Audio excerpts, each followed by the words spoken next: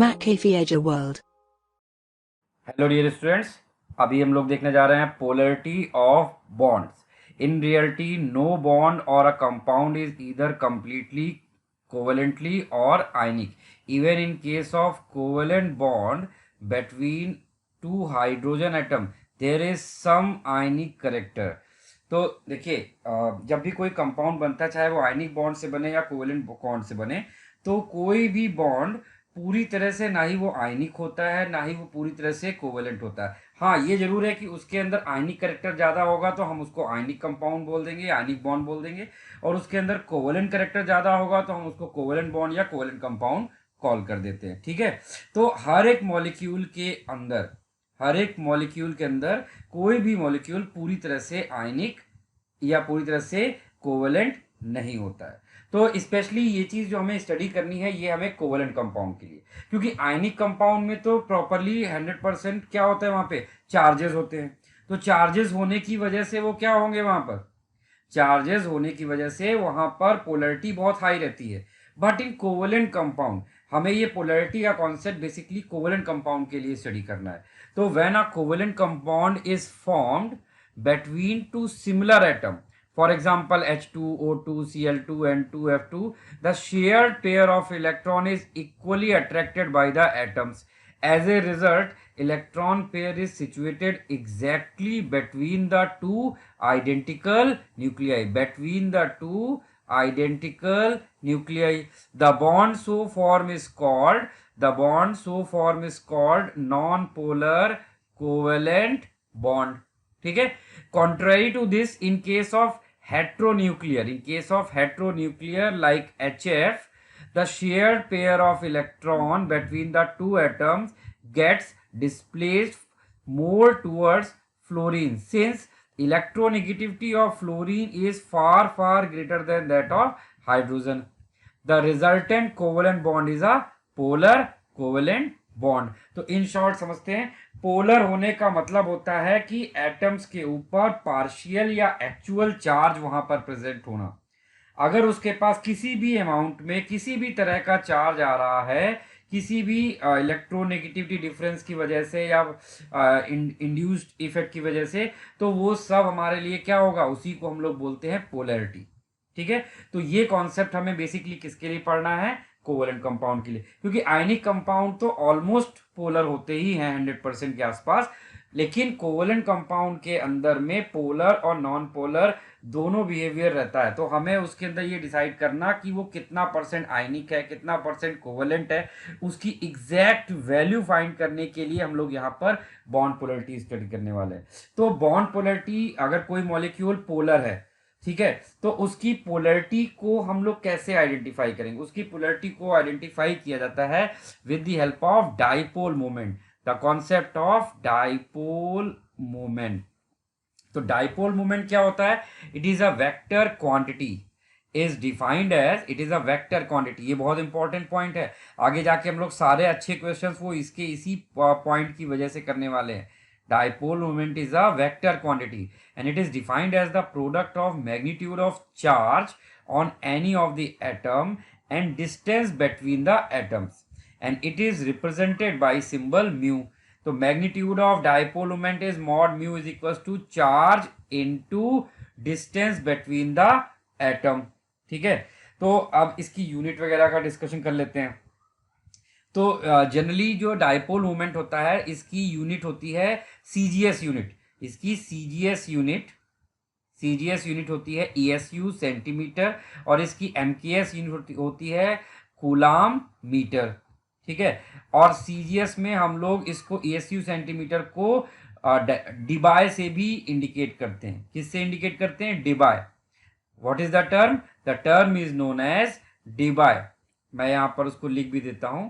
D stands for debye. ठीक है. तो 1 डिबाय में कितने ईएसयू सेंटीमीटर होते हैं, 1 डिबाय में 10 की पावर -18 ईएसयू सेंटीमीटर होते हैं. ठीक है. तो हमें पता चल गया कि डाइपोल मोमेंट की सीजीएस यूनिट क्या है, ईएसयू सेंटीमीटर, और हम उसको डिवाई में भी डिनोट कर सकते हैं। और डिवाई और ESU सेंटीमीटर में क्या रिलेशन है, 1 debye is equal to 10⁻18 ESU centimetre. ESU आपको पता है क्या होता है, ESU is the CGS unit of charge. Charge की जो MKS यूनिट या SI यूनिट है वो कूलाम है, ठीक है, लेकिन उसकी CGS यूनिट क्या है भाई, उसकी CGS यूनिट है ESU। ESU का फुल फॉर्म होता है electrostatic unit. ESU stands for static unit।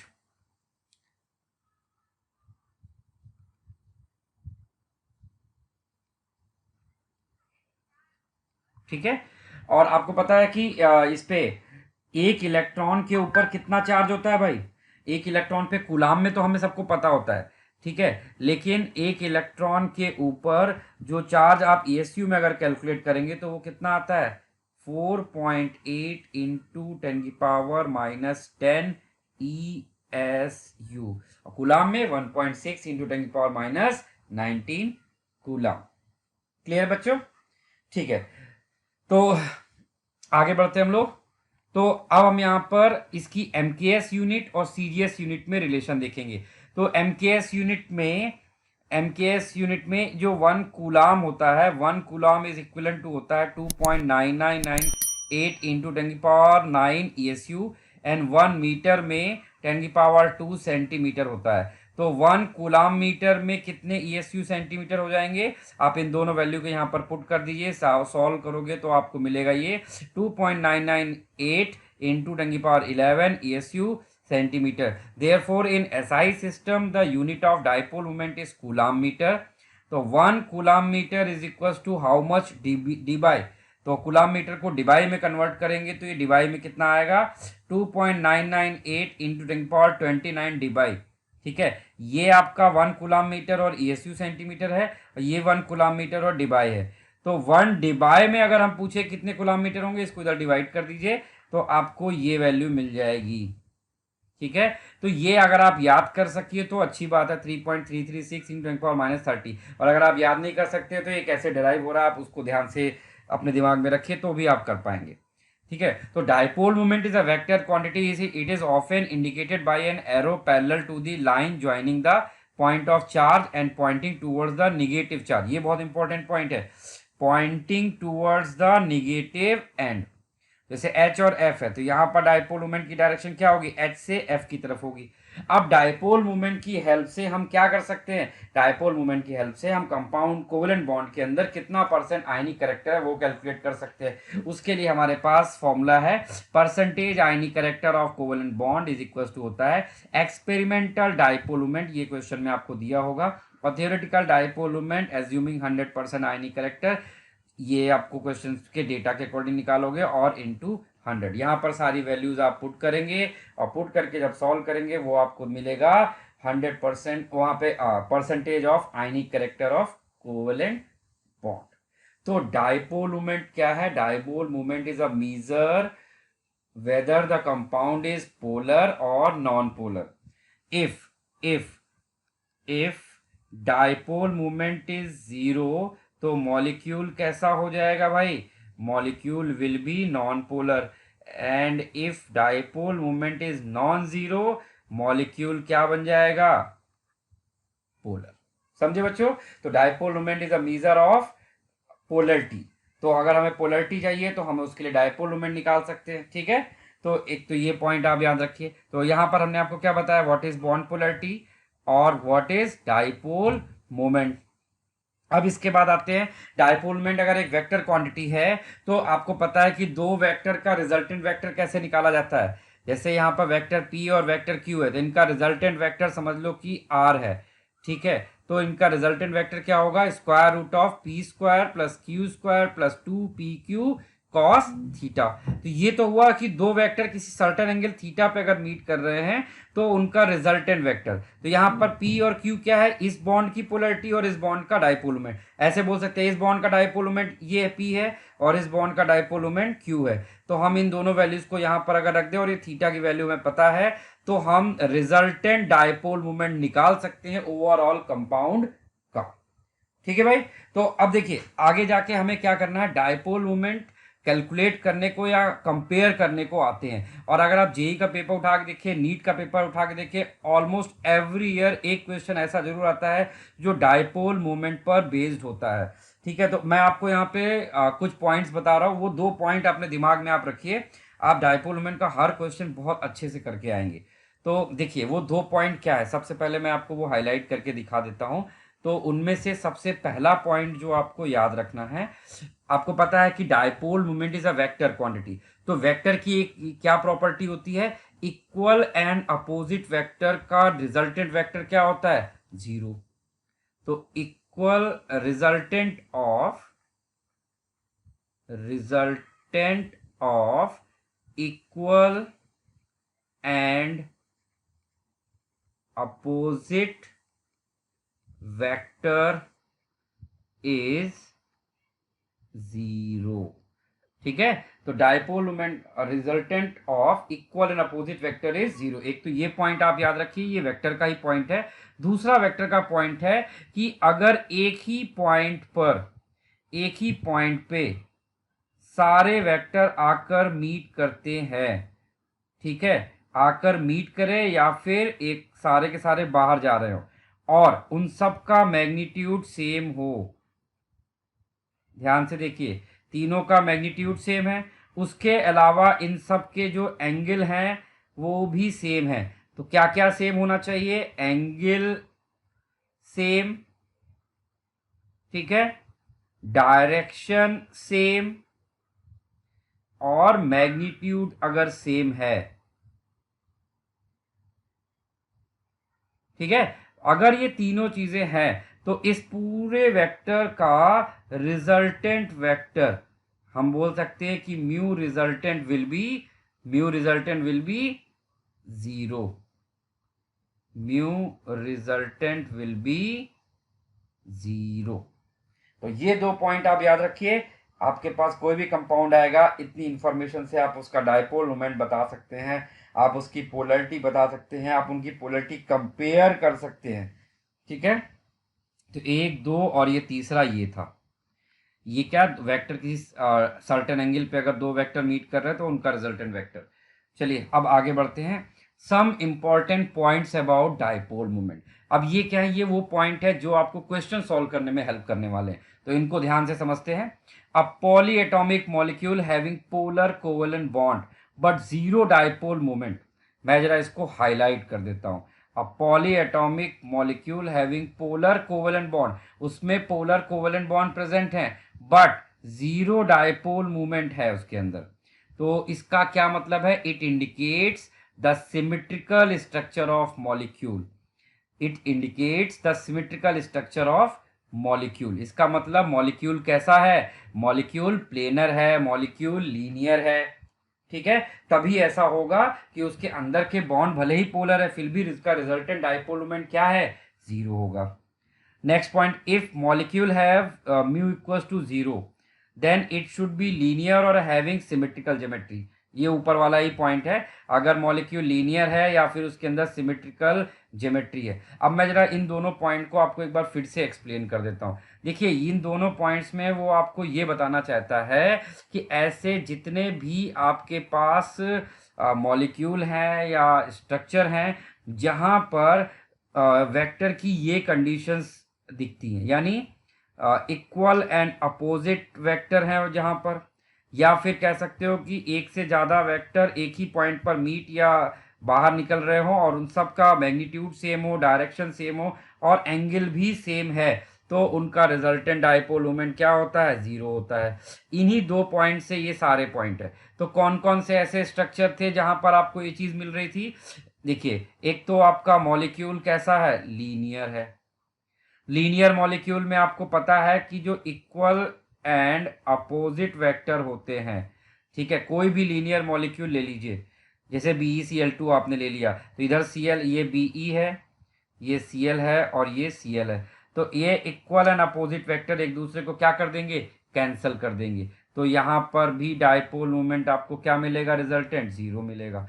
उसके अलावा आपके पास प्लेनर मॉलिक्यूल है, प्लेनर मॉलिक्यूल में दो आपके पास दो कैटेगरी होती है प्लेनर की, या तो ट्रायंगुलर प्लेनर होगा, ट्रायंगुलर,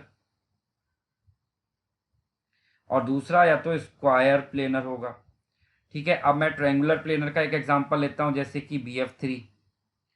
BF3 में अगर आप ध्यान देंगे बोरॉन F, ठीक है, तो ये यहाँ पर इन सब में एंगल कितने का है, 120 डिग्री का। और यहाँ पर देखिए वेक्टर की डायरेक्शन किधर है, एक इधर है, ये इधर है, और इसमें इधर। हमेशा ध्यान रखिएगा वेक्टर की डायरेक्शन हाईली इलेक्ट्रोनिगेटिव या निगेटिव चार्ज की तरफ होती है। तो यहाँ पे सारे वेक्टर बाहर निकल रहे हैं, सब इक्वल मैग्नीट्यूड के हैं। ठीक है, इक्वल एंड अपोजिट वेक्टर हैं सारे के सारे, सारे के सारे वेक्टर इक्वल एंड अपोजिट है, और सब में एंगल कितना है, 120 डिग्री। तो इनका भी रिजल्टेंट डाइपोल मोमेंट क्या होगा, 0। ठीक है, अब मैं स्क्वायर प्लेनर का एग्जांपल दिखाता हूँ, जैसे XeF4 था आपका स्क्वायर प्लेनर, XeF4। तो XeF4 में देखिए अगर आप ध्यान देंगे यहाँ पर ये चार आपके F थे। ठीक है, ये सारे F में डायरेक्शन ऑफ डाइपोल मोमेंट ये एक दूसरे को कैंसिल कर रहे हैं, इक्वल एंड अपोजिट, ये एक दूसरे को कैंसिल कर रहे हैं, इक्वल एंड अपोजिट। और यहाँ पर देखिए ऊपर डाइपोल मोमेंट है, यहाँ पर भी डाइपोल मोमेंट है, ये एक वेक्टर होगा, ये एक वेक्टर, ये भी एक दूसरे को कैंसिल कर रहे हैं, तो इनका भी डाइपोल मोमेंट रिजल्टेंट क्या हो जाएगा, 0 हो जाएगा। तो आपको कहने का मतलब ये एक तो लीनियर हो गया, प्लेनर हो गया, उसके अलावा जितनी भी बेस ज्योमेट्रीज हैं उसमें भी ये सारी चीज़ें एप्लीकेबल है। तो बेस ज्योमेट्री कैसे हैं, जैसे PCL5 दिया है प्लेनर ट्रायंगुलर, SF6 क्या है, ऑक्टाहेड्रल, IF7 क्या है, पेंटागोनल, सॉरी पेंटागोनल बाइपिरामिडल। ठीक है, तो ये वो, और CH4 क्या है, टेट्राहेड्रल है। सब में एंगल सेम है, सब में वेक्टर सेम है, तो इनका रिजल्टेंट डाइपोल मोमेंट भी सेम होगा। ठीक है, तो ऐसे जितने भी मॉलिक्यूल हैं जिसमें ऊपर के वो दोनों वेक्टर के पॉइंट वर्क कर रहे हैं, उन सब का डाइपोल मोमेंट ऑलवेज कैसा आएगा, 0 आएगा। आपको बस वो वेक्टर के दो पॉइंट याद रखने हैं, आप किसी भी कंपाउंड का डाइपोल मोमेंट कंपेयर कर सकते हो। चलिए, इसके बाद हमारा थर्ड पॉइंट है, if molecule has if molecule has dipole moment non-zero, then it should be angular or having unsymmetrical geometry। ठीक है, अनसिमेट्रिकल मतलब जैसे कि CH4 की जगह CCl4 की जगह पर CH3Cl ले लिया जाए, CHCl3 ले लिया जाए, CH2Cl2 ले लिया जाए, तो ये क्या हो गया, ये अनसिमेट्रिकल टाइप के कंपाउंड हो गए। तो यहां पर आपको क्या मिलेगा, यहां पर डाइपोल मूवमेंट नॉन जीरो मिलेगा। ठीक है, अब एंगुलर के एग्जांपल आपके सामने ये दिए हुए हैं, यहाँ पर एंगुलर के एग्जांपल हैं ये सब, SO2, PbCl2, HNCl2, H2। और अनसिमेट्रिकल वाले में आप यहाँ पर water, ammonia, NF3, SF4, H2S, ये सब हमारे पास अनसिमेट्रिकल है। इवन ये एंगुलर वाली कैटेगरी में भी आते हैं। ठीक है, तो ये एक आपको याद रखना है। तो फिर से वापस वही सारी चीज़ नीचे भी लिखी हुई है, following compounds have zero dipole moment, BF3 planar triangle, CO2 linear, SO3 तुम्हारा कैसा रहता है, SO3 भी तुम्हारा है प्लेनर ट्रायंगुलर, CF4 तुम्हारा कैसा हो गया भाई, टेट्राहेड्रल, PF5 हो गया trigonal bipyramidal, SF6 octahedral, XCF2 linear, CS2 तुम्हारा कैसा हो गया भाई, linear, CCl4 tetrahedral, PCF5 triangular bipyramidal, और XCF4 स्क्वायर प्लेनर। इन सब का भी डाइपोल मोमेंट हमेशा 0 मिलेगा आपको। ठीक है, चलिए अब डाइपोल मोमेंट के कुछ ऑर्डर देखते हैं, जिससे हमें और क्लैरिटी आएगी कि डाइपोल मोमेंट में और कैसे कैसे क्वेश्चन आ सकते हैं। जैसे आपके सामने HF, HCl, HBr, HI, तो डाइपोल मोमेंट आपको पता है कि कोवेलेंट कंपाउंड में कैसे जनरेट होता है, due to the electronegativity difference. तो यहाँ पे फ्लोरीन मोस्ट इलेक्ट्रोनेगेटिव है, तो यहाँ पर सबसे ज्यादा इलेक्ट्रोनेगेटिव डिफरेंस होगा, यानी सबसे ज्यादा चार्ज होगा, और जितना ज्यादा चार्ज होगा उसका डाइपोल मोमेंट भी सबसे ज्यादा होगा। तो आप देख सकते हैं जो इलेक्ट्रोनेगेटिविटी का ऑर्डर है वही यहाँ पे डाइपोल मोमेंट का भी ऑर्डर आ रहा है। ठीक है, उसके अलावा ये वाला क्वेश्चन, ये वाला ऑर्डर आप अच्छे से याद रखिए, जेई के क्वेश्चन में ये कम से कम 2 to 3 टाइम्स आ चुका है, नीट में भी आ चुका है। ये डाइपोल मोमेंट कंपेयर करने को आता है। CCl4 में सारे के सारे सिमेट्रिकल अरेंजमेंट है, तो इनका डाइपोल मोमेंट तो 0 होगा। ठीक है, इसमें 2 Cl एक दूसरे को कैंसिल करेंगे और एक Cl और एक H की वजह से डाइपोल मोमेंट आएगा।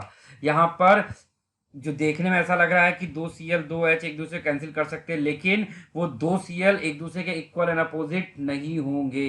वो दोनों सीएल एक दूसरे के साथ किसी पर्टिकुलर एंगल पे होंगे या 109 डिग्री 28 मिनट के एंगल पर होंगे, तो और दो एच वो एक पर्टिकुलर एंगल पे होंगे, तो इनका अपना कुछ रिजल्टेंट डाइपोल मोमेंट होगा और सीएल का भी कुछ ना कुछ होगा, तो इसके रिस्पेक्ट में यहाँ पर डाइपोल मोमेंट ज़्यादा होगा। और CH3Cl में यहाँ पर तो CCl बॉन्ड की वजह से प्योरली डाइपोल मोमेंट होगा, प्योरली यहाँ पे चार्ज क्रिएट होगा, सबसे हाई डाइपोल मोमेंट ये। इस ऑर्डर को चाहे आप याद रखिए चाहे आप समझ लीजिए, हर तरह से आपको ये एकदम दिमाग में आपके होना चाहिए ये एग्जाम्पल।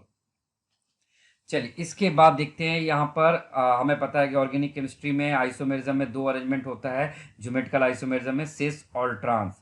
तो जो सिस होते हैं, सिस जैसे कि ये वाला केस, ये सिस है, तो देखिए यहाँ पर CCH3 है और CCl है, तो CCH3 में से यहाँ पर डायरेक्शन ऑफ इलेक्ट्रॉन मूवमेंट किधर है, टूवर्ड्स कार्बन, तो एक यहाँ डायरेक्शन होगी, और CCl में डायरेक्शन ऑफ इलेक्ट्रॉन मूवमेंट इधर है, तो देख सकते हो एक अंदर जा रहा है एक बाहर जा रहा है, ठीक है, तो इनका रिजल्टेंट कुछ ना कुछ डाइपोल मूवमेंट यहाँ पर होगा, ठीक है। लेकिन वही यहाँ पर देखिए जरा, एक इधर जा रहा है और एक इधर जा रहा है, ठीक है, तो अभी इस केस में भी देखिए यहाँ पर क्या होने जा रहा है, दोनों वेक्टर एक ही डायरेक्शन में जा रहे हैं, तो इनका क्या हो जाएगा, वेक्टर एडिशन हो जाएगा। यहाँ पर देखिए वेक्टर कैंसिलेशन हुआ था, डाइपोल मोमेंट था, एग्जैक्टली जीरो नहीं होगा, लेकिन एक दूसरे को लिटिल बिट कैंसिल करेंगे तो ये 1.71 तक गया, ठीक है। और ये यहाँ पर कैसा आ रहा है, इधर देखिए ये वाले केस में यहाँ पर दोनों वेक्टर एक ही डायरेक्शन में जा रहे हैं, तो इनका रिजल्टेंट क्या होगा, दोनों का एडिशन हो जाएगा, यानी डाइपोल मोमेंट नेट में हाई रहेगा।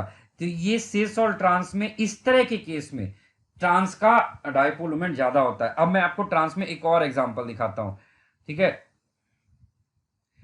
देखो वो एग्जांपल इस पॉइंट को शो करने के लिए, usually net dipole moment of cis isomer is more than trans, but there can be exception also. वो एक्सेप्शन तब मिलता है जब वो प्योर सिस ट्रांस नहीं होता, उसके अंदर EZ भी होता है, तो ही हमें एक्सेप्शन मिलता है। तो प्योर सिस ट्रांस जब भी होगा, जैसे कि मैं ये प्योर सिस ट्रांस का केस ले रहा हूं, यहाँ पर H है और इधर है CH3, फिर इधर CH3 और इधर मैंने ये H लिया, तो आप देख सकते हैं कि यहाँ पर ये दोनों वेक्टर इक्वल एंड अपोजिट हैं, ठीक है, और यहाँ पर CCH3 में ये दोनों वेक्टर इक्वल एंड अपोजिट जा रहे हैं, सेम भी हैं, इक्वल भी हैं, अपोजिट भी हैं, तो इनका रिजल्टेंट डाइपोल मोमेंट जीरो आएगा। तो ट्रांस अगर इस तरह का है तो डाइपोल मोमेंट जीरो आएगा, सिस का डाइपोल मोमेंट तो नॉर्मल कंडीशन में कभी जीरो होगा ही नहीं। तो यहाँ पर ट्रांस का डाइपोल मोमेंट कम है, लेकिन ट्रांस का डाइपोल मोमेंट ज्यादा भी हो सकता है इन सच एग्जाम्पल। तो ये एग्जाम्पल भी आपको दिमाग में रखना चाहिए, क्योंकि जनरली स्टूडेंट ये याद रखते हैं कि ट्रांस का डाइपोल मोमेंट सिस से ज्यादा, ट्रांस का डाइपोल मोमेंट जीरो होगा, वो आंख बंद कर देखते ही सीधे बोल देंगे ट्रांस का तो कम ही होगा। भाई आपको सारे लॉजिक ध्यान रखने हैं, देख लीजिए कि वो 100% सिस ट्रांस वाला है कि उसके अंदर EZ करेक्टर भी है। अगर वो EZ वाला है तो आपको वहां पर वेक्टर कॉन्सेप्ट को अप्लाई करिए और फिर डिसाइड करिए। चलिए इसके बाद आते हैं नेक्स्ट, हमारे पास एरोमेटिक कंपाउंड में हमारे पास ortho meta para 3 possible arrangement होते हैं, ठीक है। तो जैसे मैं ऑर्थो पैरा और मेटा की अगर बात करूंगा, ortho para Meta 3 possible arrangement हैं। तो जो आपका ऑर्थो वाला होता है, यूजुअली पहले मैं नॉर्मल ऑर्डर बता रहा हूं, फिर नीचे एक्सेप्शन वो भी डिस्कस करेंगे। नॉर्मल ऑर्डर के अकॉर्डिंग ऑर्थो का डाइपोल मोमेंट सबसे ज्यादा होगा, क्योंकि ऑर्थो किसी पर्टिकुलर एंगल थीटा पे होगा। फिर मेटा में एंगल बढ़ेगा, डाइपोल मोमेंट कम हो जाएगा। और ये जब पैरा पोजीशन पे आते हैं तो इक्वल एंड अपोजिट वेक्टर की कंडीशन होती है और डाइपोल मोमेंट सबसे कम होगा, या कह सकते हो कि ऑलमोस्ट जीरो के आसपास आता है, ठीक है। तो ऑर्थो का डाइपोल मोमेंट सबसे ज्यादा, फिर मेटा और फिर पैरा। एक तो ये केस था। अब इस पॉइंट का एक्सेप्शन है। अब जैसे यहाँ पर एक तरफ CH3 लिया है, एक तरफ Cl। अब देखिए CH3 और कार्बन में इलेक्ट्रॉन के डायरेक्शन यानी वेक्टर की डायरेक्शन नीचे की तरफ है, और C और Cl में भी नीचे की तरफ है। तो इन दोनों वेक्टर का नेट एडिशन क्या हो जाएगा, नेट क्या हो जाएगा, एडिशन हो जाएगा। उसकी वजह से इनका डाइपोल मोमेंट एक्सेप्शनली इंक्रीज कर जाएगा। तो इस केस में dipole moment of para is greater than Meta और ऑर्थो, ठीक है। तो वही सेम पॉइंट ऊपर भी था। आपको डायरेक्शन ऑफ वेक्टर कॉन्सेप्ट हमेशा दिमाग में रखना है, आंख बंद करके कुछ भी ब्लाइंडली फॉलो नहीं करना है, ठीक है। तो इन जनरल क्या होता है, ऑर्थो सबसे ज्यादा होगा, फिर मेटा, फिर पैरा। लेकिन वो इन जनरल तब है जब ये दोनों वेक्टर सेम है यानी सिमेट्रिकल है, और जब वो एसिमेट्रिकल होगा, जैसा कि ये एसिमेट्रिकल है, तो आपको वेक्टर की डायरेक्शन देख के फाइनल डिसीजन लेना होगा। ठीक है बच्चों, चलिए एक और एग्जांपल दिया है यहाँ पर NH3 और NF3 का। तो NH3 और NH, ये बहुत यूजफुल एग्जांपल है, बोर्ड के पेपर वगैरह में भी आ ही जाता है, ये स्कूल के एग्जाम में पूछा जाता है, और ये एनसीईआरटी का एग्जांपल है, इसलिए भी नहीं ये बहुत पूछा जाता है। यहाँ पर भी वही वाला कॉन्सेप्ट है जो ऊपर हम लोग डिस्कस करते आ रहे हैं। अब देखिए जरा, ये N है, H और H, N और H में कौन ज्यादा इलेक्ट्रोनिगेटिव है? N। तो डायरेक्शन ऑफ वेक्टर किधर होगा? डायपोल मोमेंट का N की तरफ, इन तीनों वेक्टर की डायरेक्शन N की तरफ, और N और लोन पेयर में चार्ज की तरफ होता है, यानी लोन पेयर की तरफ। तो आप देख रहे हैं कि इन तीनों, ये चारों वेक्टर एक ही डायरेक्शन में, तो इनका क्या हो जाएगा? वेक्टर एडिशन हो जाएगा। ठीक है, अच्छा अब इनको देखते हैं जरा। एन और एफ में एफ की तरफ डायरेक्शन होगी, और एन और लोन पेयर में लोन पेयर की तरफ। यहां पर देखिए वेक्टर का क्या हो रहा है? कैंसिलेशन हो रहा है, तो यहां पर ओवरऑल डायपोल मोमेंट यहां पर कंपैरेटिवली डिक्रीज कर जाएगा, तो इसीलिए dipole moment of NH3 is greater than NF3। ठीक है बच्चों, तो इस तरह से आप मॉलिक्यूल्स के अंदर डायपोल मोमेंट कंपेयर कर सकते हैं, आप उनके पोलर, नॉन पोलर, इसका डिसीजन ले सकते हैं। ठीक है, आपको ये डिसाइड करने को आ सकता है कौन सा मॉलिक्यूल पोलर है, कौन सा नॉन पोलर है, वो आपको पहचानना आना चाहिए। या उनके डायपोल मोमेंट कंपेयर करने को आता है, कौन हायर है कौन लोअर है, या एक ऑर्डर बनाने को आ सकता है। तो ये सारे कॉन्सेप्ट अगर आप दिमाग में रखेंगे तो आप इजीली वो एक्सप्लेन कर पाएंगे और उनके आंसर कर पाएंगे। और ध्यान रखिए, जेई के पेपर में चाहे नीट के पेपर में आपको एवरी ईयर इससे एक क्वेश्चन आता ही आता है। ठीक है बच्चों, चलिए तो आज हम लोग ये वाला कॉन्सेप्ट यहीं पे क्लोज करते हैं। Thank you.